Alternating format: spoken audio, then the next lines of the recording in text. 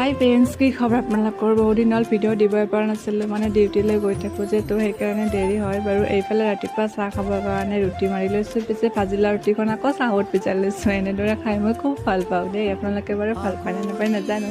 এইফালে আকৌ ডিউটিলৈ যাই থকা বহুতখিনি কাপোৰ হৈছিলে, সেইখিনি মানে চাৰ্ফত দি দিলোঁ। মা আকৌ গৰুকেইটালৈ পথাৰলৈ মিলি গ'ল, মানে দৰৱ দিব লগা হৈছে যে, মানে পথাৰত বিধান পাৰিছেতো, তো সেইকাৰণে দৰৱ দিব লগা হৈছে। তাৰপিছত ইয়াৰ ৰঙা কান্তা ফুল কেইটামান ছিঙি ল'লোঁ, লগতে লৈ ল'লোঁ এল'ভেৰা। মানে ভাবিছোঁ চুলিকেইডালৰ অকণমান যত্ন লওঁ, যিহেতুকে ঘৰত আছোঁ, সেইকাৰণে ধুনীয়াকৈ মিক্সিত গুড়ি কৰি লৈছোঁ।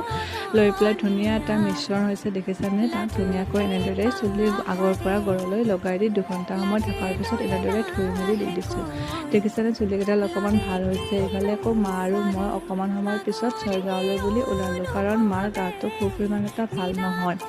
গাটো বহুত বেছি বেয়া। সেই ভাবিছোঁ ডক্টৰৰ পৰা এবাৰ দেখাই মেলি আহোঁ। ডক্টৰক ধুনীয়াকৈ দেখাই মেলি লৈ ঔষধ পাতি দিলে। তাৰপিছত আমি হোটেল এখনত সময়ত চাহ পানী খাই